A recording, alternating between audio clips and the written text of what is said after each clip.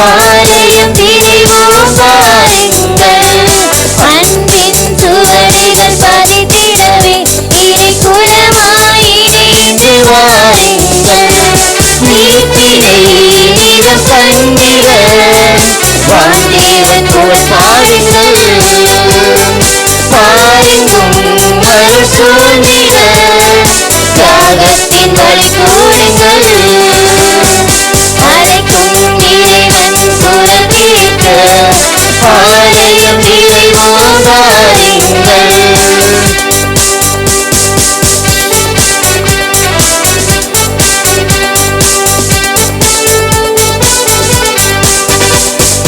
என்னை அழைத்தார், அவர் கையில் பூரித்தார், கருவில் தெரிந்தாரே. அன்னை பொழிந்தார், என்னை அள்ளி அணைத்தார், ஒளிமையாய் சேர்ந்தாரே. இருதயம் விரித்து அழைக்கின்றார், இதயத்தில் பொதிந்திட அழைக்கின்றார். திருப்பலியே வாருங்கள், நீத்திரை நிதம் கண்டிட வான்தேவன் புகழ் பாடுங்கள். பாருங்கும் அருள் சூழ்ந்திட தியாகத்தின் வழி கூடுங்கள். அழைக்கும் இறைவன் குரல் கேட்க ஆலயம் நிறைவோம் வாருங்கள்.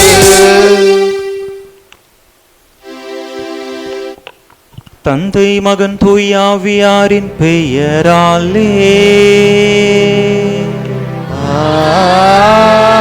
ஆமென். நம் ஆண்டவராகிய இயேசு கிறிஸ்துவின் அருளும் கடவுளின் அன்பும் தூய ஆவியாரின் நட்புறவும் உங்கள் அனைவரோடும் இருப்பதாக. ஆன்மாவோடும் இருப்பதாக. புதுமைகள் பல புரிந்த புனித அந்தோனியார் திருவிழா நவநாள் திருப்பலிக்கு உங்களை வரவேற்கின்றேன். இறைமகன் இயேசு செய்த வல்ல செயல்களை கண்டு அவர் சென்ற இடங்கள் எல்லாம் மக்கள் அவர் மீது நம்பிக்கை வைத்து அவரை பின்பற்றினர். ஆனால் அவரின் சொந்த ஊரில் அவரை நம்ப யாரும் தயாராக இல்லை. அவரை ஒரு சாதாரண மனிதனாகவே பார்த்தார்கள். அவர்களின் நம்பிக்கையின்மை கண்டு அவர் வியப்புற்றார். அவர் வாழ்ந்த காலத்திலே அவரை நம்பாத ஒரு கூட்டம் இருந்தது. அவர் வாழ்ந்து பல நூற்றாண்டு கடந்து நாம் இருக்கின்றோம். உலகமெல்லாம் சென்று நற்செய்தியை பரப்புங்கள் என்றார் இயேசு. தன் அப்போஸ்தலர்களுக்கு இறையரசை அறிவிக்க அதிகாரம் அளித்தார். இவ்வதிகாரத்தை தம் ஜெபத்தால், தூய்மையான உள்ளத்தால், நம்பிக்கையினால் பெற்றுக்கொண்ட நம் புனிதர் அந்தோனியார் போல் நாமும் வல்ல செயல்கள் செய்யலாம். எனவே நம் நம்பிக்கையை ஆழப்படுத்த இத்திருப்பலியில் அவரோடு இணைவோம். இறை இயேசுவில் அன்பிற்குரிய சகோதர சகோதரிகளே, கோடி அற்புதர் நாடி வருவோருக்கு தப்பாமல் கோடி நன்மை புரியும் தாப்பாத்தி புனித அந்தோனியாருடைய அன்பு பிள்ளைகளே, உங்கள் ஒவ்வொருவரையும் இத்திருப்பலிக்கு அன்போடு வரவேற்கிறேன். குறிப்பாக நம்முடைய திருத்தலத்திற்கு திருப்பயணமாக வந்துள்ள நம்முடைய தாய் பங்காகிய நாகலாபுரம் அன்பு மக்கள் ஒவ்வொருவரையும் இருகரம் கூப்பி அன்போடு இத்திருப்பலிக்கு வரவேற்கிறேன். அன்பிற்குரியவர்களே, இந்த திருப்பலியிலே நாகலாபுரம் இறை மக்களுக்காகவும் பங்கு பணியாளருக்காகவும் அங்குள்ள அருட்சகோதரிகளுக்காகவும் ஒப்பு கொடுத்து ஜெபிப்போம். இந்த திருப்பலியானது புனித மிக்கேல் அதிதூதர் அன்பியம் கோட்டூர் இவர்களால் சிறப்பிக்கப்படுகிறது. எனவே அந்த அன்பிய குடும்பங்களுக்காகவும் மன்றாடுவோம். இன்றைய திருப்பலியை ஒப்பு கொடுத்து ஜெபிக்கின்றவர்கள் திருவாளர் ராஜபாண்டி, திருமதி இன்னாசியம்மாள், திருவாளர் அருள்ராஜ், திருமதி ஆரோக்கியமேரி ஆகியோர். இந்த குடும்பங்களுக்காகவும் இந்த குடும்பத்தை இறைவன் நிறைவாக ஆசீர்வதிக்கவும் அவர்களுடைய எண்ணங்கள், இயக்கங்கள், எதிர்பார்ப்புகள் அனைத்தும் நம்முடைய கோடி அற்புதர் புனித அந்தோனியாருடைய பரிந்துரையால் அனைத்தும் நடந்தேற அவர்களுக்காக மன்றாடுவோம். தகுதியான விதத்தில் இந்த பலியை ஒப்பு கொடுக்க தடையாக இருக்கக்கூடிய நம்முடைய பாவங்கள், குற்றங்கள், குறைகள், பலவீனங்கள் அனைத்தையும் நினைத்து பார்த்து இறைவனிடத்திலே மன்னிப்பு வேண்டுவோம்.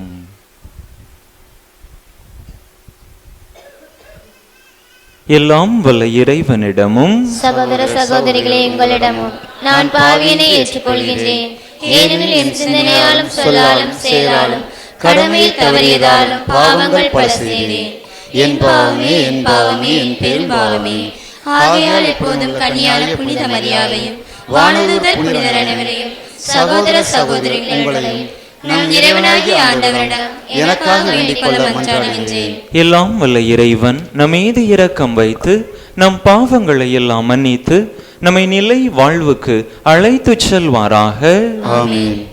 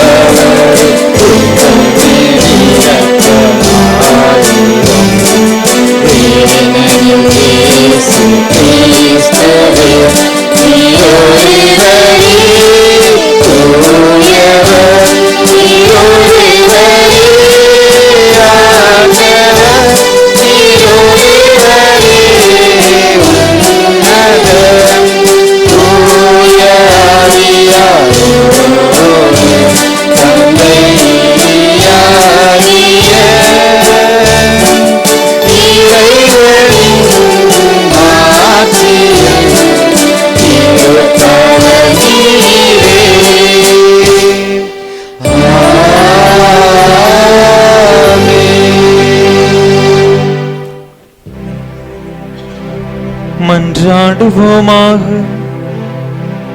என்றென்றுமுள்ள எல்லாம் வல்ல இறைவா, புனித அந்தோணியாரை தலை சிறந்த போதகராகவும் எங்கள் தேவைகளில் பரிந்து பேசுபவராகவும் உம் மக்களாகிய எங்களுக்கு வழங்கியுள்ளீரே. அதனால் அவரது உதவியால் நாங்கள் கிறிஸ்தவ வாழ்வின் நெறிகளை கடைபிடிக்கவும் எங்களுக்கு நேரிடும் இன்னல்களிலெல்லாம் உமது உதவியை கண்டுணரவும் செய்வீராக. உம்மோடு தூயாவியாரின் ஒன்றைப்பில் ஒரே இறைவனாய் என்றென்றும் வாழ்ந்து ஆட்சி செய்கின்ற எங்கள் ஆண்டவரும் உம் திருமகனுமாகிய இயேசு கிறிஸ்து வழியாக உம்மை மன்றாடுகின்றோம்.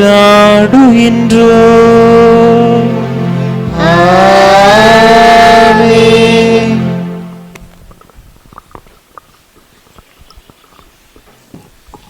இன்றைய வாசகத்தில் உங்களுள் எவரும் கடவுளின் அருளை இழந்து விடாமலிருக்க பார்த்து கொள்ளுங்கள். ஒருவர் கடவுளின் அருளை எப்போது இழக்கின்றனர் என்ற கேள்வி நமக்கு எழுகின்றது. இழப்புக்களை மேற்கொள்ளும் போது இறைவன் அருளும் இரக்கமும் நம்மை மேன்மைப்படுத்தும் என்பதை நாம் உணர்ந்து வாழக்கூடிய இறையருளை பெற இறை வார்த்தைக்கு செவிமடுப்போம்.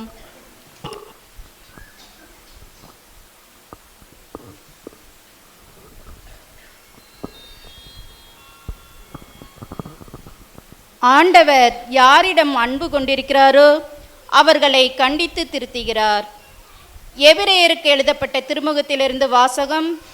அதிகாரம் 12, இறை வார்த்தைகள் 4 முதல் 7, மேலும் 11 முதல் 15 முடிய.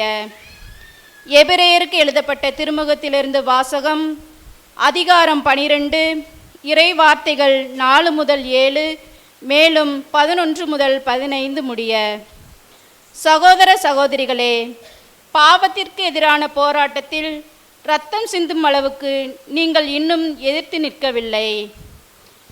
தம் பிள்ளைகளிடம் பேசுவது போல் இறைவன் உங்களுக்கு தந்த பின்வரும் அறிவுரையை நீங்கள் மறந்துவிட்டீர்கள். பிள்ளாய், ஆண்டவர் உன்னை கண்டித்து திருத்துவதை வேண்டாம் என தள்ளிவிடாதே. அவர் கண்டிக்கும் போது தளர்ந்து போகாதே. தந்தை தாம் ஏற்றுக்கொண்ட மக்களை தண்டிக்கிறார். ஆண்டவர் தாம் யாரிடம் அன்பு கொண்டிருக்கிறாரோ அவர்களை கண்டிக்கிறார். திருத்தப்படுவதற்காக துன்பங்களை தாங்கிக் கொள்ளும் கடவுள் உங்களை தம் பிள்ளைகளாக நடத்துகிறார். தந்தை தண்டித்து திருத்தாத பிள்ளை உண்டு. இவ்வாறு திருத்தப்படுவது இப்போது மகிழ்ச்சிக்குரியதாய் இராமல் துயரத்துக்கு உரியதாய் தோன்றும். ஆனால் பின்னர் இவ்வாறு பயிற்சி பெற்றவர்கள் அமைதியையும் நேர்மையான வாழ்வையும் பயனாக பெறுவர். எனவே தளர்ந்து போன கைகளை திடப்படுத்துங்கள், தள்ளாடும் முழங்கால்களை உறுதிப்படுத்துங்கள். நீங்கள் நேர்மையான பாதையில் நடந்து செல்லுங்கள். அப்போதுதான் ஊனமாய் போன கால் மூட்டு பிசகாமல் குணமடையும். அனைவருடனும் அமைதியாய் இருக்க முயலுங்கள். தூய்மையை நாடுங்கள். தூய்மையின்றி எவரும் ஆண்டவரை காண மாட்டார். உங்கள் எவரும் கடவுளின் அருளை இழந்து விடாமல் இருக்க பார்த்து கொள்ளுங்கள். கசப்பான நச்சுவேர் எதுவும் உங்களுள் முளைத்து தொல்லை கொடுக்காதபடியும் அதனால் பலர் கெட்டு போகாதபடியும் பார்த்து கொள்ளுங்கள். இது ஆண்டவர் வழங்கும் அருள்வாக்கு.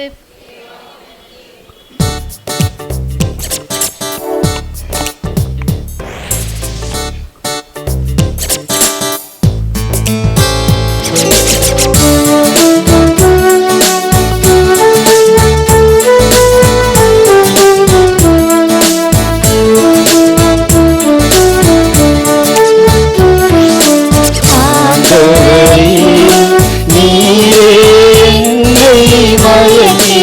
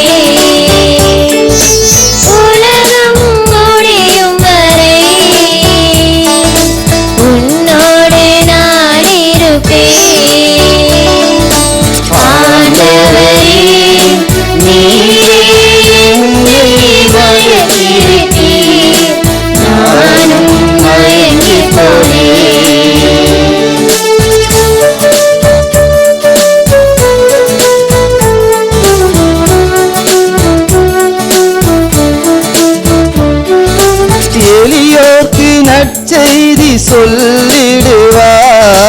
விடுதலை வாழ்வுக்கு உழைத்திடுவேன். உலகிற்கு ஒளியாய் விளங்கிடுவாய். உண்மைக்கு சாட்சி சொல்லிடுவேன். எளியோர்க்கு நற்செய்தி சொல்லிடுவாய். விடுதலை வாழ்வுக்கு உழைத்திடுவேன்.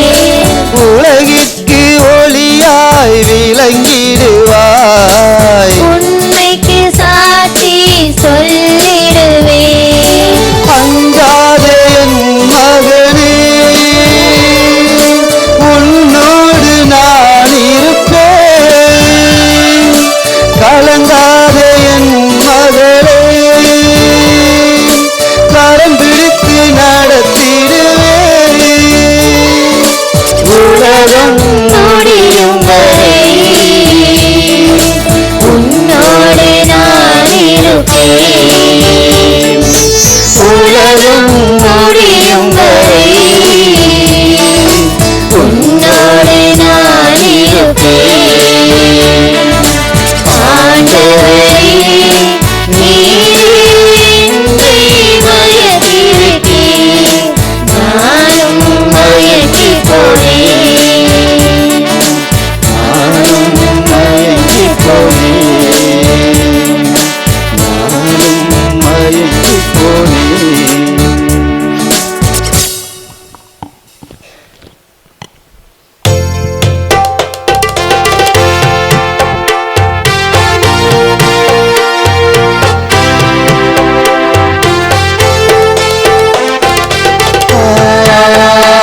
Alleluia. Alleluia. Alleluia.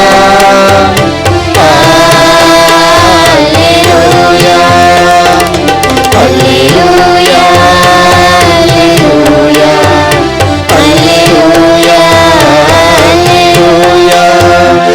என் நாடுகள் எனது குரலுக்கு செவி சாய்க்கின்றன. எனக்கும் அவற்றை தெரியும், அவையும் என்னை பின்தொடர்கின்றன என்கிறார் ஆண்டவர். அல்லேலூயா.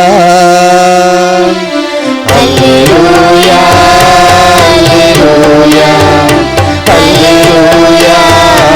Alleluia. ஆண்டவர்களோடு இருப்பாராக. உம்மான்மாவோடும் இருப்பாராக. மார்க்கு எழுதியதோய நற்செய்தியிலிருந்து வாசகம். ஆண்டவரே, மாட்சி உமக்கே. மார்க்கு எழுதிய தூய நற்செய்தி அதிகாரம் 6 இறை வார்த்தைகள் 1 முதல் 6 முடிய. மார்க்கு எழுதிய தூய நற்செய்தி அதிகாரம் 6 இறை வார்த்தைகள் 1 முதல் 6 முடிய. அக்காலத்தில் இயேசு தொழுகை கூட தலைவரின் வீட்டிலிருந்து புறப்பட்டு தமது சொந்த ஊருக்கு வந்தார். அவருடைய சீடரும் அவரை பின்தொடர்ந்தனர். ஓய்வு நாள் வந்தபோது அவர் தொழுகை கூடத்தில் கற்பிக்கத் தொடங்கினார். அதை கேட்ட பலர் வியப்பில் ஆழ்ந்தனர். அவர்கள், இவருக்கு இவையெல்லாம் எங்கிருந்து வந்தன? என்னே இவருக்கு அருளப்பட்டுள்ள ஞானம்? என்னே இவருடைய கைகளால் ஆகும் வல்ல செயல்கள்? இவர் தச்சர் அல்லவா? மரியாவின் மகன்தானே? யாக்கோபு, யோசே, யூதா, சீமோன் ஆகியோர் இவருடைய சகோதரர் அல்லவா? இவர் சகோதரிகள் இங்கு நம்மோடு இருக்கிறார்கள் அல்லவா என்றார்கள். இவ்வாறு அவரை ஏற்றுக்கொள்ள அவர்கள் தயங்கினார்கள். இயேசு அவர்களிடம், சொந்த ஊரிலும் சுற்றத்திலும் தம் வீட்டிலும் தவிர மற்றெங்கும் இறைவாக்கினர் மதிப்பு பெறுவர் என்றார். அங்கே உடல் நலமற்றோர் சிலர் மேல் கைகளை வைத்து குணமாக்கியதை தவிர வேறு வல்ல செயல்கள் எதையும் அவரால் செய்ய இயலவில்லை. அவர்களது நம்பிக்கையின்மையை கண்டு அவர் வியப்புற்றார். அவர் சுற்றிலும் உள்ள ஊர்களுக்கு சென்று கற்பித்து வந்தார். ஆண்டவரின் அருள்வாக்கு. கிறிஸ்துவே உமக்கே புகழ்.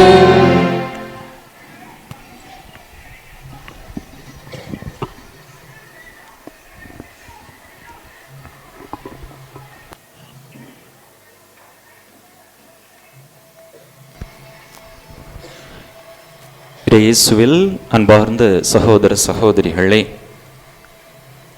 கோடி அற்புதர், நன்னா கழியாத நற்றவர், தப்பறைகளின் சம்மட்டி, புனித அந்தோணியாருடைய அன்பு பக்தர்களே, அனைவருக்கும் 7ஆம் திருவிழா நல்வாழ்த்துக்களை தெரிவித்துக் கொள்கின்றேன். அன்பு மக்களே, நம்முடைய பாதுகாவலருடைய திருவிழாவை சிறப்பாக கொண்டாடி மகிழ்ந்து கொண்டிருக்கின்றோம். இந்த நாளில் தாமே நாகலாபுரம் பங்கின் சார்பாக உங்களோடு உங்கள் மத்தியிலே இந்த திருப்பலியை நிறைவேற்றுவதில் மிக்க மகிழ்ச்சி அடைகின்றோம். அன்பு மக்கள், இன்றைய நற்செய்தியை கவனித்திருந்தீர்கள் என்று சொன்னால் அங்கே ஒரு முரண்பாட்டை பார்க்கின்றோம். இயேசு தன்னுடைய சொந்த ஊருக்கு செல்லுகின்றார், தொழுகை கூடத்திலே போதிக்கின்றார். அவருடைய வார்த்தையை கேட்டு மக்கள் அவர் மீது நம்பிக்கை இல்லாதவர்களாக இருக்கின்றார்கள். இதுவரையில் இயேசு செய்த அரும் அடையாளங்கள், அற்புதங்கள் அனைத்தையும் கேள்விப்பட்ட மக்கள் தங்கள் சொந்த ஊர்க்காரர் இப்படிப்பட்ட பெரிய அற்புதம் செய்யக்கூடியவராக இருக்கிறாரே என்று ஆண்டவர் மீது நம்பிக்கை கொண்டிராமல், இவர் என்ன பெரிய ஆளு, நம்மள ஒருத்தங்க தானே, இவங்களுடைய அப்பா அம்மா சகோதர சகோதரிகள் எல்லாரும் நம்ம கூட தான் இருக்கிறாங்க என்று ஒருவித ஏளன பார்வையோடு அங்கே இயேசுவை பார்ப்பதை பார்க்கிறோம். இயேசுவால் அவர்களுடைய அந்த ஏளன தன்மையை கண்டு வல்ல செயல்கள் செய்ய முடியவில்லை என்று பார்க்கிறோம். ஆண்டவருக்கு செய்ய விருப்பம், அந்த மக்களுக்கு பல அற்புதங்களை அதிசயங்களை நடத்த வேண்டும் என்று அவருக்கு விருப்பமாக இருந்தாலும் கூட அவர்களுடைய அந்த நம்பிக்கையற்ற தன்மை ஆண்டவரை வல்ல செயல்கள் செய்ய விடவில்லை. அவர்களுடைய நம்பிக்கையில்லாத தன்மையை கண்டு ஆண்டவர் வியப்புற்றார் என்று நாம் பார்க்கிறோம். அன்பு மக்களே, இந்த மக்களுக்கு முற்றிலும் எதிர்மாறான ஒரு மனிதரைத்தான் அல்லது ஒரு புனிதரைத்தான் நாம் கொண்டாடி கொண்டிருக்கிறோம். இயேசுவின் மீது, இயேசுவின் வார்த்தைகள் மீது அந்த மக்கள் நம்பிக்கையே இல்லாமல் செயல்பட்டார்கள். அப்படிதானா? நம்முடைய புனிதர், கோடி அற்புதர் எப்படிப்பட்டவர்? இயேசுவின் மீது, இயேசுவினுடைய வார்த்தையின் மீது அதீத நம்பிக்கை கொண்டவர். இன்னைக்கு புனித அந்தோணியார கோடி அற்புதர் அப்படி சொல்றோம் அப்படின்னு சொன்னா அதற்கான அடிப்படை முகாந்திரம் என்ன? அவர் ஆண்டவர் மீது கொண்டிருந்த நம்பிக்கை. புனித அந்தோணியாருடைய ஒவ்வொரு புதுமை அல்லது ஒவ்வொரு அற்புதத்தையும் அதிசயத்தையும் எடுத்து பார்த்தோம் அப்படின்னு சொன்னா அதுல அடிப்படையாக இருக்கக்கூடியது அவர் ஆண்டவர் மீது, ஆண்டவருடைய வார்த்தையின் மீது கொண்டிருந்த அசைக்க முடியாத நம்பிக்கை என்பதை நம்மால் பார்க்க முடிகிறது. அன்பு மக்களே, ஒரு சில புதுமைகளை, நமக்கு பல புதுமைகள் அந்தோணியாரை குறித்து கேள்விப்பட்டிருக்கிறோம், அப்படிதானா? ஒரு சில புதுமைகளை உங்கள் கண் முன்பாக சுட்டி காட்டி எப்படி அங்கே தன்னுடைய நம்பிக்கையை, ஆண்டவர் மீதான ஆழமான விசுவாசத்தை, ஆண்டவருடைய வார்த்தையின் மீதான நம்பிக்கையை எவ்வாறு அந்தோணியார் வெளிப்படுத்தி அந்த புதுமையை செய்தார் என்று நாம் பார்க்கலாம். அன்பு மக்களே, அந்தோணியாருடைய புதுமைகளில் மிகவும் பிரபலியமான ஒரு புதுமை, அவர் கழுதையை நற்கருணை ஆண்டவருக்கு முன்பாக மண்டியிடச் செய்தது. அந்த புதுமையை பத்தி தெரியுமா? கேள்விப்பட்டிருக்கிறீங்களா? நிறைய பேர் முழிக்கிறத பார்த்தா கேள்விப்படுறாத மாதிரி தெரியுது. கேள்விப்பட்டிருக்கிறீங்க, அப்படிதானா? அன்பு மக்களே, பிரான்ஸ் தேசத்திலே போர்ஜஸ் அப்படிங்கிற ஒரு நகரிலே கில்லாடு என்கின்ற யூதன் ஒருவன் இருந்தான். இவன் அந்தோணியாரை வம்புக்கு இழுக்கிறான். அந்தோணியார்ட்ட சொல்றான், அந்தோணியாரே, நீரு மக்களை இந்த மாதிரி பொய்யா மக்கள்கிட்ட ஆண்டவரை பத்தி எடுத்து சொல்லக்கூடாது. நற்கருணையில் ஆண்டவர் இருக்கிறார், ஆண்டவருடைய பிரசன்னம் இருக்குதுன்னு சொல்லி சும்மா பொய் சொல்லிட்டு திரிகிறீரா? இந்த மாதிரி செய்யறது நல்லதுக்கு இல்ல. சரி, நான் ஒவ்வொரு வழிக்கே வாரேன். அப்படி நற்கருணையில ஆண்டவருடைய பிரசன்னம் இருக்கு அப்படின்னு சொன்னா நான் ஒரு சவால் வைக்கிறேன். அந்த சவால்ல நீர் ஜெயிச்சு காட்டிட்டு அப்படின்னு சொன்னா நான் உண்மையிலேயே நற்கருணையில் ஆண்டவர் இருக்கிறார் அப்படிங்கிறத நம்புறேன்.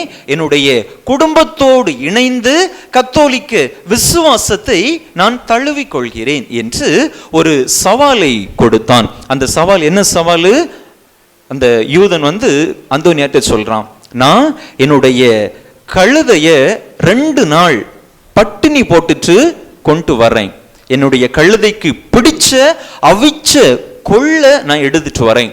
அதே போல நீர் நற்கருணை ஆண்டவரை உம்முடைய கையில எடுத்துட்டு வாரோம். அந்த தெரு சந்தில முக்கில நம்ம நிப்போம்.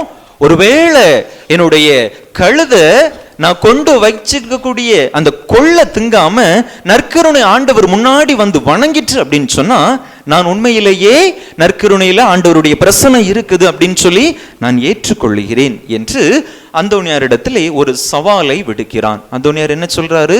சவாலுக்கு நான் தயார் அப்படின்னு சொல்லி அவரும் தன்னுடைய அந்த ஏற்பாடுகளில் தீவிரமாக இறங்கிவிட்டார். அந்த யூதன் என்ன செய்யறான்? 2 நாள் தன்னுடைய கழுதைய கொலப்பட்டினியா போடுறான். எதுவுமே அதுக்கு திங்க கொடுக்கல. அதே 2 நாள் அந்தோனியார் என்ன செய்யறாரு? அவரும் உபவாசம் இருந்து ஆண்டவர்கிட்ட கடுமையா ஜெபிக்கிறார். சரிங்களா? அந்த யூதன் சொன்ன அந்த நாள் வந்தது. அந்தோனியார் திருப்பலியை நிறைவேற்றிவிட்டு நற்கருணை ஆண்டவரோடு வெளியிலே வருகின்றார். அந்த யூதன் தன்னுடைய கழுதையோடு, கழுதைக்கு பிடித்த அவித்த கொள்ளோடு வெளியே வருகின்றான். அன்பு மக்களே, இங்கதான் நம்ம ஒண்ணு நினைச்சு பார்க்கணும். அந்தோனியாருடைய மனசு எப்படிப்பட்ட நிலையில இருந்திருக்கும் அப்படிங்கறத இங்க நினைச்சு பார்க்கணும். சரிங்களா? ஒரு கழுதைய அடிபணிய வைக்கணும், ஒரு கழுதைய ஆண்டவர் முன்னால மண்டியிடை செய்யணும் அப்படின்னு சொன்னா எந்த அளவுக்கு ஒரு மனுஷனுக்கு நம்பிக்கை இருந்தது என்று சொன்னால் அப்படி செய்திருக்க முடியும். நம்ம நார்மலா ரோட்ல போயிட்டு இருக்கிறோம், கழுதைகள் 2-3 கழுதைகள் இருக்குன்னு வைங்களேன். வண்டியில பைக்லயோ கார்லயோ ஹார்ன் அடிச்சா அந்த கழுதை நகருமா? நகராது. கிட்ட வந்து இடிச்சாலும் அப்படியே இருக்கும். அப்படிதானா? இதுதான் கழுதையினுடைய புத்தி. இப்படிப்பட்ட கழுதையை ஆண்டவருக்கு முன்பாக மண்டியிட செய்வது என்பது எப்படிப்பட்ட காரியம்? ஒருவேளை அது நடக்கவில்லை என்று சொன்னால் அது அங்க அந்தோனியாருக்கு பெருத்த அவமானம். எல்லாரும் இருக்கிறாங்க, ஆண்டவரை நம்புறவங்களும் இருக்கிறாங்க, ஆண்டவரை நம்பாதவங்களும் இருக்கிறாங்க. என்னதான் நடக்குது பார்த்துடலாமே என்று அங்கே பார்த்து கொண்டிருக்கிறார்கள். ஒருவேளை அப்படி நடக்கல அப்படின்னு சொன்னா இதுவரையில ஆண்டவரை நம்பிக்கொண்டிருந்த அந்த மக்கள் கூட்டமும் ஆண்டவரை நம்பாமல் போய்விடுமே என்கின்ற அப்படிப்பட்ட ஒரு இக்கட்டான சூழல். அன்பு மக்களே, அங்க பாருங்க, அந்தோனியார் நம்பிக்கையோட அந்த கழுதட்ட பேசுறாரு பாருங்க. ஓ பகுத்தறிவில்லாத கழுதையே, நான் தகுதியற்றவனாக இருந்தாலும் கூட என்னுடைய கரங்களிலே இருப்பவர் தகுதியுடையவர். இவருடைய முன்பாக அகில உலகமே மண்டியிடும் என்பதை இவருக்கு முன்பாக நீ மண்டியிட்டு காட்டு என்று அவரிடத்திலே சொல்ல. அன்பு மக்களை பாருங்கள், என்ன ஒரு அதிசயம், என்ன ஒரு அற்புதம் அங்கே அரங்கேறுகின்றது.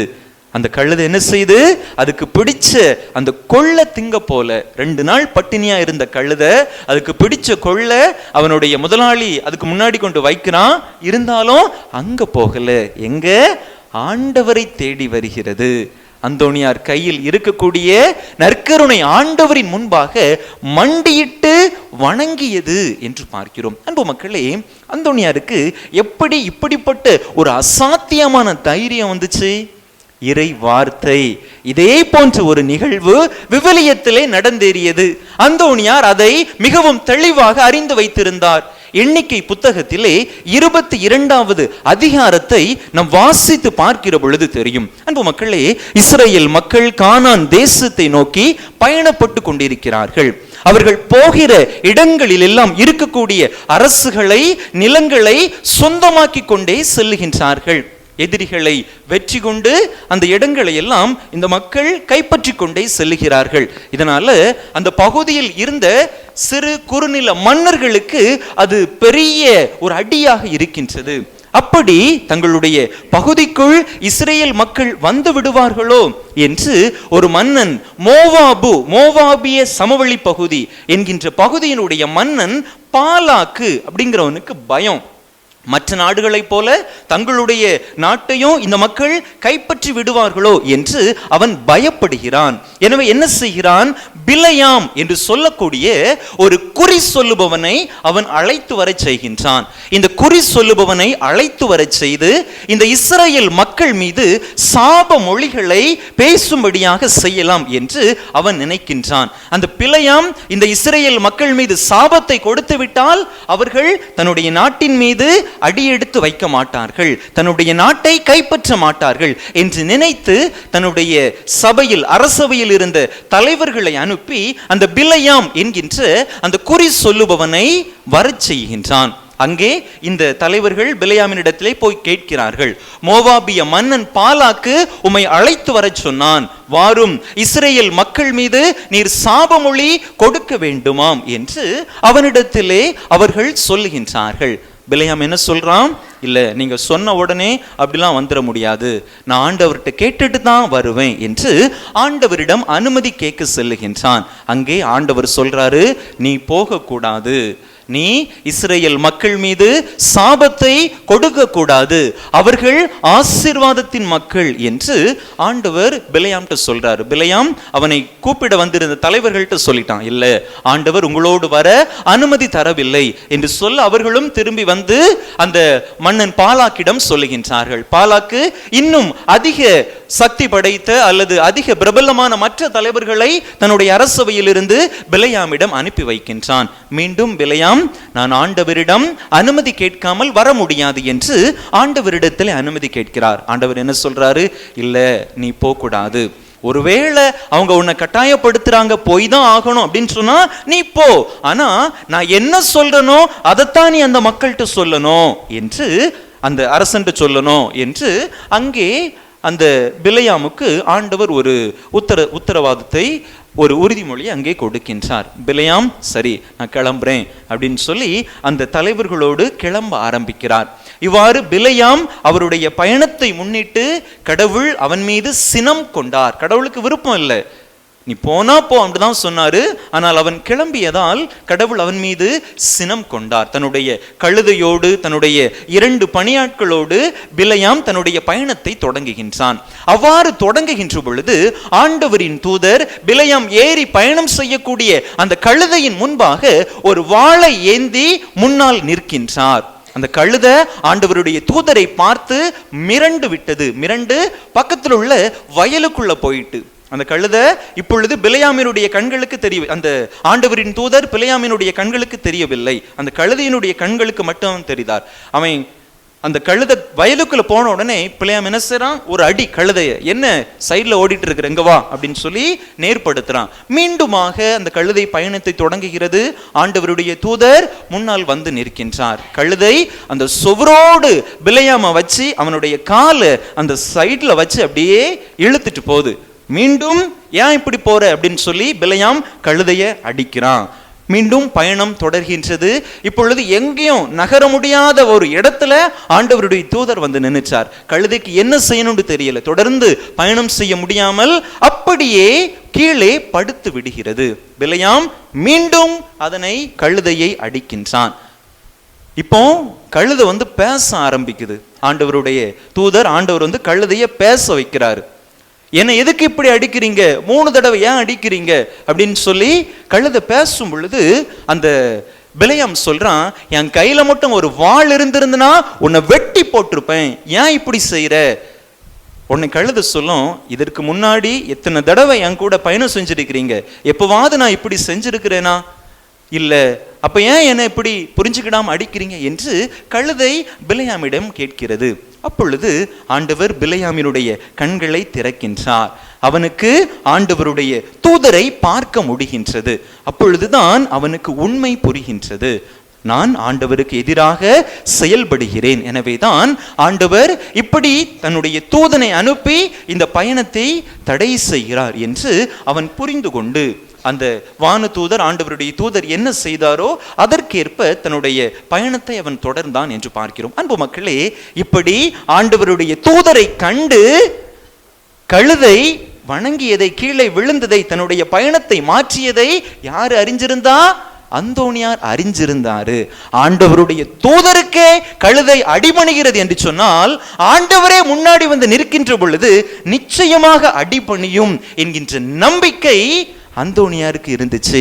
அதனாலதான் தைரியமா சொன்னாரு, அஞ்சறிவு படைச்ச கழுதைய நிச்சயமா ஆண்டவர் அடிபணிய வைப்பார் என்கின்ற நம்பிக்கை அந்தோணியாருக்கு ஆழமாக இருந்த காரணத்தினால் அங்கே அந்த அதிசயத்தை, அந்த அற்புதத்தை நாம் பார்க்கிறோம். அன்பு மக்களே, அந்தோணியாருடைய ஆண்டவர் மீது அவர் கொண்டிருந்த ஆழமான நம்பிக்கை அங்கே ஒரு மிகப்பெரிய அற்புதத்தை, அதிசயத்தை அரங்கேற்றியது என்று பார்க்கிறோம். அன்பு மக்களே, இன்னொரு முறை இதே போல ஒரு பெரிய மக்கள் கூட்டத்திற்கு அந்தோணியார் போதித்துக் கொண்டிருக்கிறார்.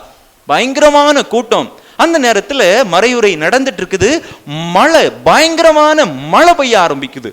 மக்கள் அப்படியே கொஞ்சம் எழுந்து போக ஆரம்பிக்கிறாங்க. அந்தோணியார் சொல்றாரு, எங்க போறீங்க? உட்காருங்க, மழை உங்களை ஒன்றும் செய்யாது, அமைதியாக உட்கார்ந்து மறையுரையை கேளுங்க என்று அந்த மக்களிடத்திலே சொல்லுகின்றார். மக்களும் அப்படியே உட்கார்ந்து மறையுரையை கேட்க ஆரம்பிக்கின்றார்கள். அன்பு மக்கள், அங்க பாருங்க, அந்த மறையுரை நடந்த மக்கள் அமர்ந்திருந்த அந்த இடத்துல மட்டும் மழை பொழியவில்லை. அவங்கள சுத்தி ரெண்டு பக்கமும் பயங்கரமான மழை. அப்படிப்பட்ட ஒரு வெள்ளப்பெருக்கு ரெண்டு பக்கமும் கரை புரண்டு ஓடுகிறது. எப்படிப்பட்ட ஒரு ஆச்சரியம் பாருங்க, எப்படிப்பட்ட ஒரு அதிசயம் பாருங்க. இந்த அதிசயத்தை எப்படி அந்தோணியாரால் நிகழ்த்த முடிந்தது?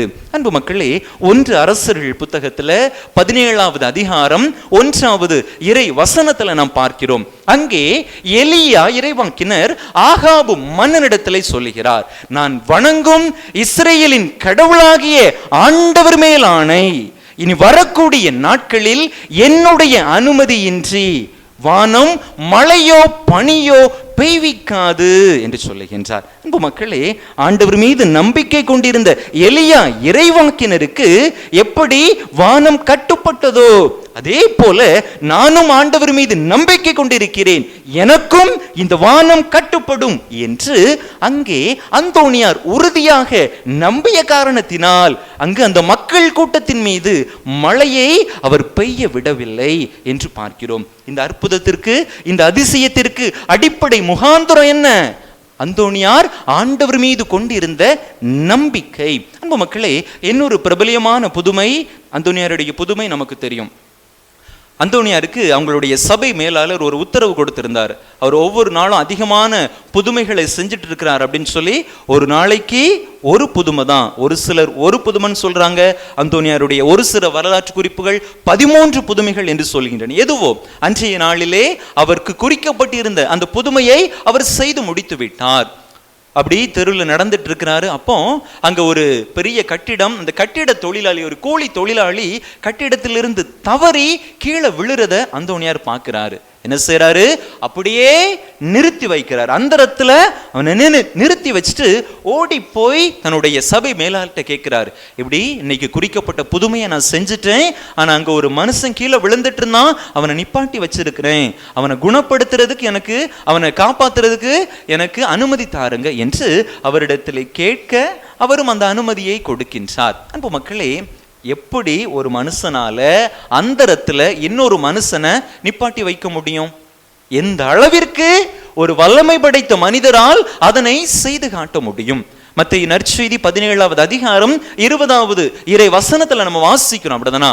உங்களுக்கு கடுகளவு நம்பிக்கை இருந்தால் இந்த மலையை பார்த்து பெயர்ந்து அங்கே போ என்று சொன்னால் அது நடக்கும், நீங்கள் நம்பியவாறே உங்களுக்கு நடக்கும் என்று ஆண்டவருடைய வார்த்தை சொல்லுது. அப்படிதானா? அந்தோணியாருக்கு எப்படிப்பட்ட நம்பிக்கை இருந்திருந்தால், நீ நில்லு, மலை என்ன பார்த்து நகர்ந்து போன்னு சொன்ன நகரும் சொல்லி ஆண்டவர் சொன்னாரே, நான் இந்த மனுஷனை பார்த்து நில்லுன்னு சொல்றேன், அந்த இடத்துல அவன் நிற்பான் என்று அவன் நம்பிய அந்த காரணத்தினால் அந்தோணியாருடைய நம்பிக்கை அந்த மனிதனை, அந்த கூலி தொழிலாளியை மேலே நிற்க வைத்தது, மீண்டுமாக அவனை காப்பாற்ற வைத்தது என்று பார்க்கிறோம். இதற்கும் அடிப்படை முகாந்திரம் என்ன? ஆண்டவர் மீது அந்தோணியார் கொண்டிருந்த ஆழமான, அசைக்க முடியாத நம்பிக்கை. அன்பு மக்களே, இன்னொரு பிரபலியமான புதுமை ரிமினி அப்படிங்கிற ஒரு நகரிலே நடக்கின்றது. அங்கே அல்பிஜென்சியம் என்கின்ற ஒரு தப்பறை கொள்கையானது பரவி வந்தது. அந்த மக்களை அவர் சரிப்படுத்தி அந்த தவறான தப்பறை கொள்கையை பின்பற்றி வந்த மக்களை தன்பால் அந்தோனியார் ஈர்த்து கொண்டார். இதனால அந்த அல்பிஜென்சிய தப்பறை கொள்கையை பரப்பி வந்த அந்த தலைவர்களுக்கு கடுமையான கோபம். அந்தோனியார் இப்படி பண்ணிட்டாரே, எல்லா மக்களையும் அவர்பால் ஈர்த்து கொண்டாரே, இவர் எப்படியாவது பழி வாங்கணும் அப்படின்னு சொல்லி நினைச்சு என்ன செய்யறாங்க, அந்தோனியாரே உங்களுக்கு ஒரு விருந்து ஏற்பாடு பண்ணியிருக்கிறோம், வாங்க எங்க கூட வந்து விருந்து உண்றதுக்கு வாங்க, எங்களுக்கு கொஞ்சம் விவிலியத்துல கொஞ்சம் சந்தேகங்களும் இருக்குது, அந்த சந்தேகங்களையும் நீங்க நிவர்த்தி செஞ்சுட்டு போங்க என்று அழைப்பு விடுக்கிறார்கள். அந்தோனியாரும் சரி என்று அவர்களுடைய அழைப்பை ஏற்று அவர்களிடத்திலே வருகிறார். விருந்து தடால் புடலா ரெடி பண்ணி வச்சிருக்கிறாங்க. விருந்துல என்ன செஞ்சிருக்கிறாங்க, விஷத்தை கலந்து வச்சிருக்கிறாங்க. அந்தோனியார் வந்து அவருடைய இறை வல்லமையால கண்டுபிடிச்சிட்டாரு, விஷம் கலந்து இருக்குது அப்படின்னு சொல்லி கண்டுபிடிச்சிட்டாரு. அவங்ககிட்ட கேட்கிறாரு, என்னப்பா விருந்துன்னு சொல்லி கூப்பிட்டீங்க, இப்படி விஷத்தை கலந்து சாகடிக்க பாக்குறீங்களே அப்படின்னு சொல்லி அந்த அல்பிஜென்சிய தப்பறை கொள்கை அந்த தலைவர்கள்ட்டையே கேட்கிறார். அவங்க என்ன சொல்றாங்க, நீர் தான் பெரிய ஆளாச்ச, பெரிய அற்புதங்களையும் அதிசயங்களையும் செய்பவராயிற்று, அவ்வளவு தைரியம் இருந்தா இந்த விஷம் கலந்திருக்கக்கூடிய இந்த உணவை சாப்பிடாம பார்க்கலாம் என்று அந்தோனியாரிடத்திலே ஒரு சவால் விடுக்கிறார்கள். அன்பு மக்களே, அந்தோனியாருடைய உள்ளம் எப்படி இருக்குன்னு பாருங்க. விஷம் இருக்குது, ஆண்டவர் மீதான நம்பிக்கையை கேள்விக்கு உட்படுத்துகிறார்கள்.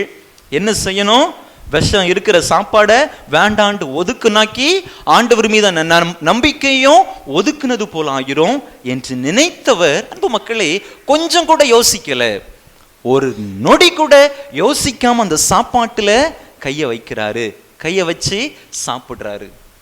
விஷம் இருக்குன்னு தெரியும், தின்னா செத்துருவோன்ட்டு தெரியும், இருந்தாலும் சாப்பிடுறாரு. அன்பு மக்களே, எப்படிப்பட்ட ஒரு நம்பிக்கை ஆண்டவர் மீது இருந்திருந்தால் அந்தோனியாரால் இப்படிப்பட்ட ஒரு காரியத்தை செய்திருக்க முடியும். அதற்குரிய முகாந்திரம் என்ன, விவிலியத்தில் ஒரு நிகழ்வு வரும், ஆண்டவர் ஒரு வார்த்தை சொல்லுவார். எந்த இடத்துல தெரியுமா, மார்க் நற்செய்தி 16வது அதிகாரம் 18வது இறை வசனத்துல சொல்லுவார். யாராவது வாசிங்க, மார்க் நற்செய்தி 16:18.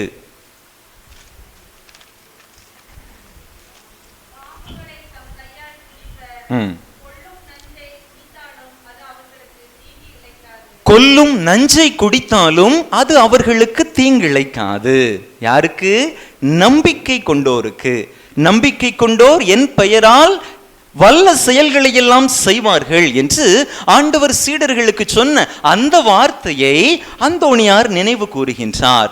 கொல்லும் நஞ்சை குடித்தாலும் அது அவர்களுக்கு தீங்கு இழைக்காது. அதான் கொல்லக்கூடிய நஞ்சு முன்னாடி இருக்குது, அதை செஞ்சால் அதை சாப்பிட்டாலும் எனக்கு எந்த தீங்கும் வராது என்று அந்தோனியார் நம்பினார். அன்பு மக்களே, அந்த நம்பிக்கை அவரை கைவிடவில்லை, அவருக்கு எதுவுமே ஆகவில்லை. அதை பார்த்துட்டு இருந்த அந்த தப்பறை கொள்கை தலைவர்கள் மிரண்டு போனார்கள்.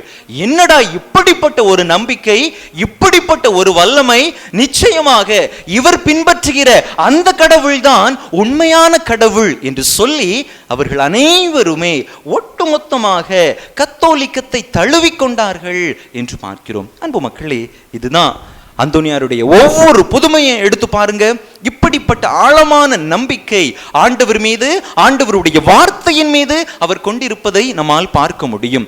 இன்று அவரை கோடான கோடி அற்புதர் என்று நாம் சொல்லுகிறோம் என்று சொன்னால் அதற்கு அடிப்படை முகாந்திரம் ஆண்டவர் மீது அவர் கொண்டிருந்த நம்பிக்கை. அன்பு மக்களை, அந்தோனியாரை நம்முடைய பாதுகாவலராக கொண்டிருக்கிறோம். அவருடைய விழாவை சிறப்பாக கொண்டாடி கொண்டிருக்கின்றோம். அந்தோனியாரிடத்தில் காணப்பட்ட அந்த நம்பிக்கை நம்மிடத்திலே காணப்படுகிறதா? உண்மையிலேயே ஆண்டவரை நம்பி விசுவசிக்கிறோமா? என்னுடைய வாழ்க்கையில் ஆண்டவர் அற்புதங்களை செய்வார், அதிசயங்களை செய்வார் என்று நம்புகிறோமா? அல்லது ஆண்டவருடைய சொந்த ஊர் மக்களைப் போல ஒரு ஏளன பார்வையோடு தான் அவரை பார்க்கிறோமா? அது என்ன, அவர் என்ன பெரிய ஆளு, அவர் என்ன செஞ்சிட போறாரு என்று நாம் நம்பிக்கை குறைபாடு உடையவர்களாக இருக்கிறோமா? சிந்தித்து பார்ப்போம்.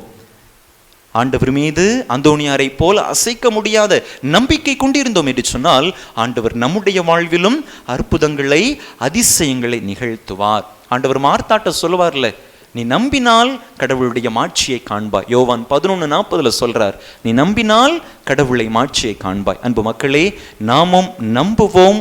புனித அந்தோணியாரை போல நம்முடைய வாழ்க்கையிலே நாமும் கடவுளுடைய மாட்சியை காண்போம்.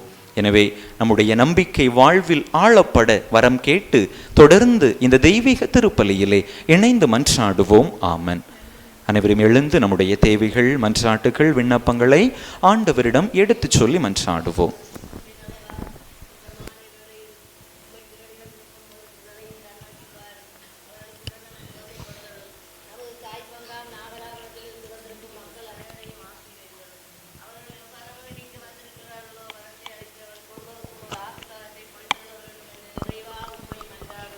ஆண்டவரே, எங்கள் மன்றாட்டை கேட்டருளும்.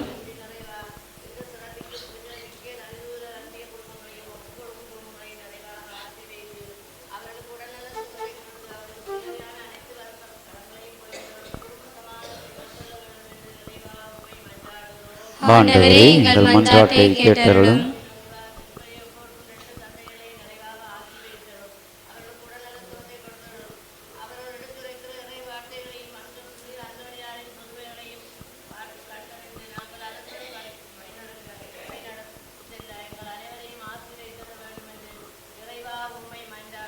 ஆண்டவரே, எங்கள் மன்றாட்டை கேட்டருளும்.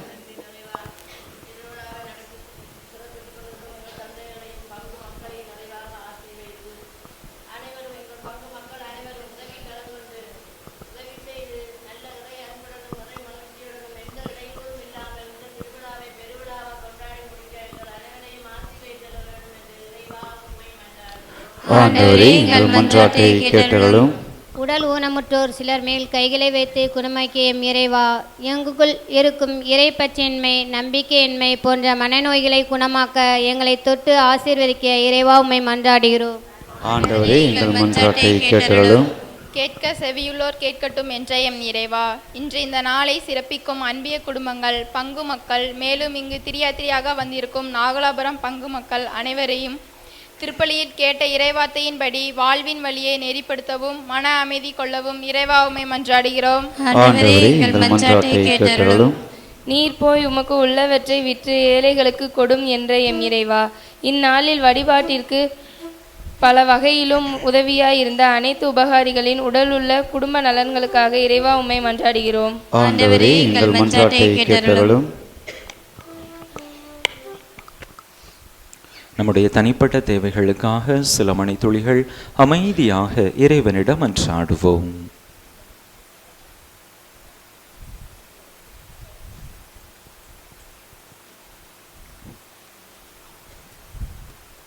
எங்கள் தாயான தந்தையான இறைவா, உம் அன்பு பிள்ளைகள் நாங்கள் கேட்ட இந்த மன்றாட்டுக்களை எல்லாம் எங்களுக்கு தந்தருள வேண்டும் என்று எங்கள் ஆண்டவராகிய கிறிஸ்து வழியாக உம்மை மன்றாடுகிறோம். ஆமென்.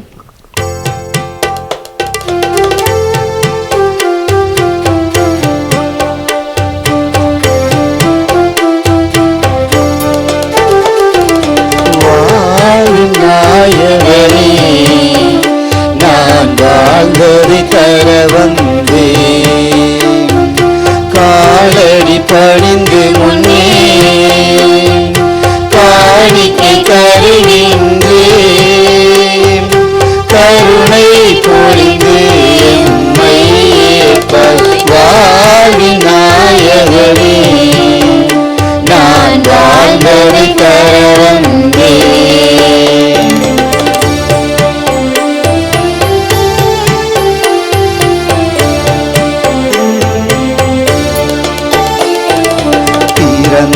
மனதுடன் பரந்த அன்புடன் பகைவரை ஏற்றுக்கொண்டே.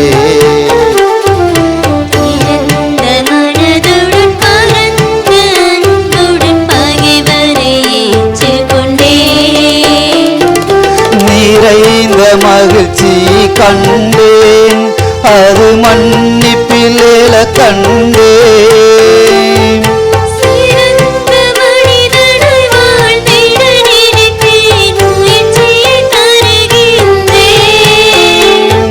சிறந்த மனிதரை வாழ்ந்திட நினைத்தேன், முயற்சியை தருகின்றேன்.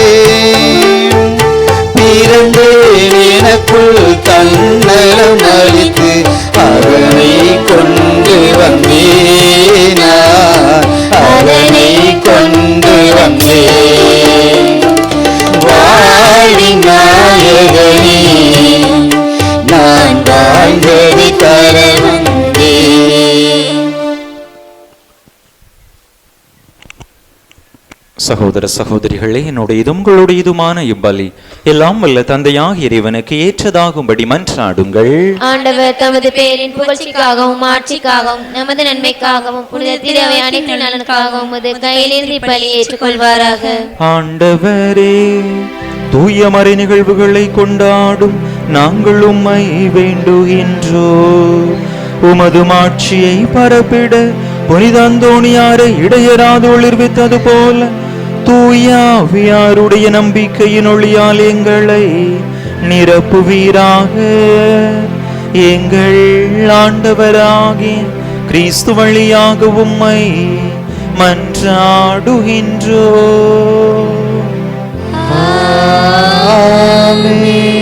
ஆண்டவர் உங்களோடு இருப்பாராக.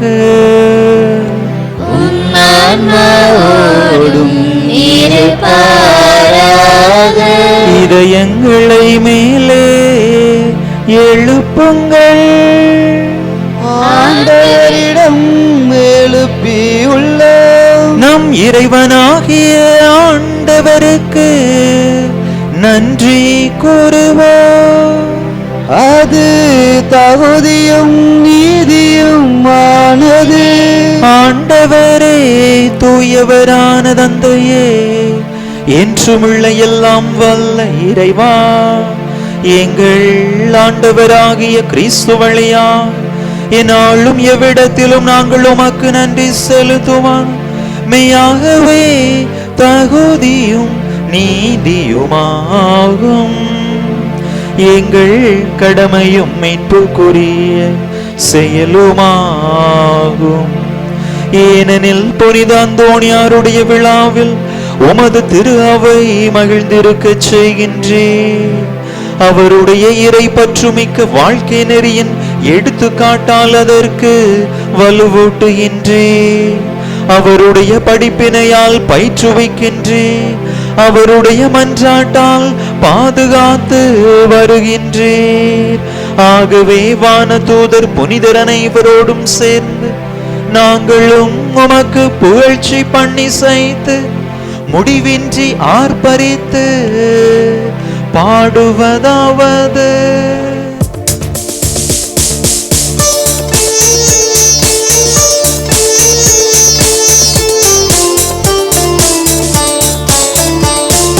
தூயவர் தூயவர் தூயவர் படைகளின் கடவுளமாண்டவர். விண்ணகமும் மண்ணகமும் உமது ஆட்சியால் நிறைந்துள்ளன. உன்னதங்களிலே ஓசன்னா, உன்னதங்களிலே ஓசன்னா. ஆண்டவர் பேரால் வருகிறவர் ஆசி பெற்றவர். உன்னதங்களிலே ஓசன்னா, உன்னதங்களிலே ஓசன்னா.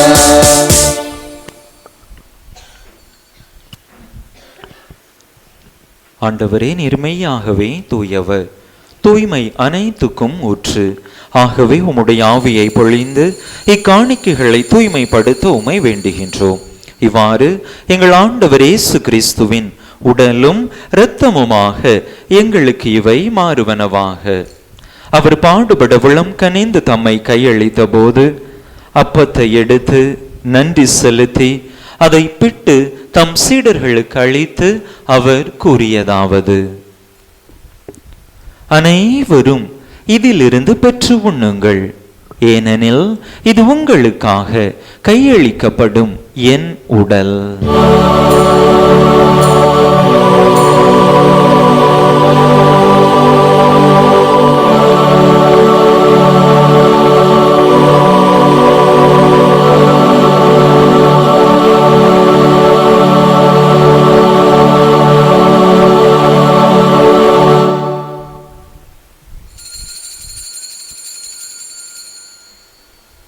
அவ்வண்ணமே இரவு விருந்தை அருந்தியபின் கிண்ணத்தையும் எடுத்து மீண்டும் உமக்கு நன்றி கூறி தம் சீடர்களுக்கு அளித்து அவர் கூறியதாவது: அனைவரும் இதிலிருந்து பெற்று பருகுங்கள், ஏனெனில் இது புதிய நிலையான உடன்படிக்கைக்குரிய என் இரத்தத்தின் கிண்ணம்.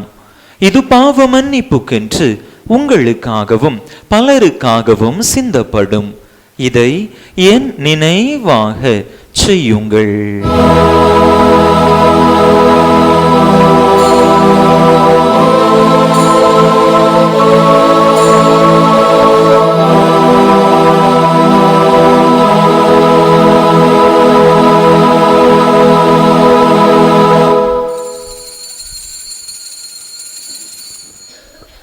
நம்பிக்கையின் மறைபொருள். ஆண்டவரே, நீர் வருமளவும் உமது இறப்பினை அறிக்கையிடுகின்றோம், உமது உயிர்ப்பினையும் எடுத்துரைக்கின்றோம். ஆகவே ஆண்டவரே, நாங்கள் கிறிஸ்துவின் இறப்பினையும் உயிர்ப்பினையும் நினைவு கூர்ந்து வாழ்வு தரும் அப்பத்தையும் மீட்பளிக்கும் கிண்ணத்தையும் உமக்கு ஒப்பு கொடுக்கின்றோம். உம் திருமுன் நின்று உமக்கு ஊழியம் புரிய தகுந்தவர்கள் என எங்களை ஏற்றுக்கொண்டீர். எனவே உமக்கு நன்றி செலுத்துகின்றோம். மேலும் கிறிஸ்துவின் உடலிலும் இரத்தத்திலும் பங்கு கொள்ளும் எங்களை தூய ஆவியார் ஒன்று சேர்க்க வேண்டுமென உமை தாழ்மையுடன் மன்றாடுகின்றோம். ஆண்டவரே, உலகெங்கும் பரவி இருக்கும் திரு அவையை நினைவு கூர்ந்தருளும். எங்கள் திரு தந்தை பிரான்சிஸ், எங்கள் ஆயர், எல்லா திருநிலையினராகிய அனைவரோடும் உமது திரு அவை அன்பில் நிறைவு பெறச் செய்தருளும்.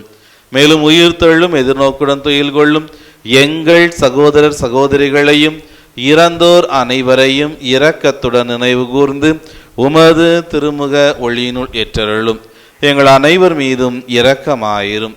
கடவுளின் கன்னி தாயான புனித மரியா, அவருடைய அன்பு கணவரான புனித யோசேப்பு, புனித திருத்தூதர்கள், இவ்வுலகில் உமக்கு உகந்தவராய் இருந்தோர் ஆகிய புனிதர் அனைவருடனும் நாங்கள் நிலைவாழ்வில் பங்கு கொள்ளும் தகுதி பெற்று உம் திருமகன் இயேசு கிறிஸ்து வழியாக உம்மை புகழ்ந்தேத்து வரமருள உம்மை மன்றாடுகின்றோம்.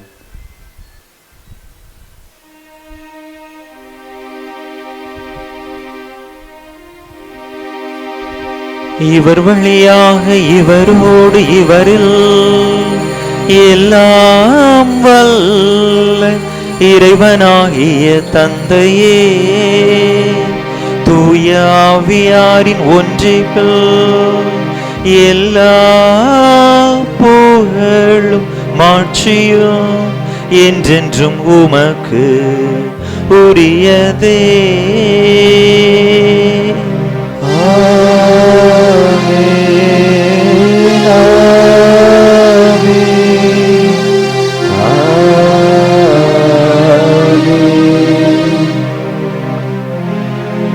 மீட்பரின் கட்டளையால் கற்பிக்கப்பட்டு இறை படிப்பினையால் பயிற்சி பெற்ற நாம் துணிந்து சொல்லுவோம்: விண்ணுலகில் இருக்கிற எங்கள் தந்தையே, உமது பெயர் தூயது என போற்ற பெறுக.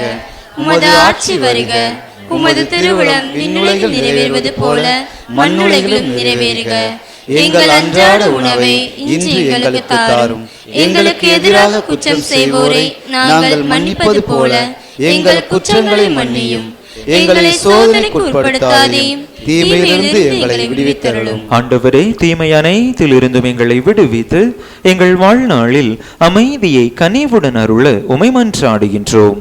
உமது இரக்கத்தின் உதவியால் நாங்கள் பாவத்தில் இருந்து எப்போதும் விடுதலை பெற்று யாதொரு கலக்கமுமின்றி நலமாயிருப்போமாக. நாங்கள் எதிர்நோக்கி இருக்கும் பேரின்பத்துக்காகவும் எம் மீட்பராகிய இயேசு கிறிஸ்துவின் வருகைக்காகவும் காத்திருக்கின்றோம். ஆண்டவரே இயேசு கிறிஸ்துவே, அமைதியை உங்களுக்கு விட்டுச் செல்கின்றேன், என் அமைதியையே உங்களுக்கு அளிக்கின்றேன் என்றும் திருத்தூதர்களுக்கு மொழிந்தீரே. எங்கள் பாவங்களை பாராமல் உமது திரு அவையின் நம்பிக்கையை கண்ணோக்கி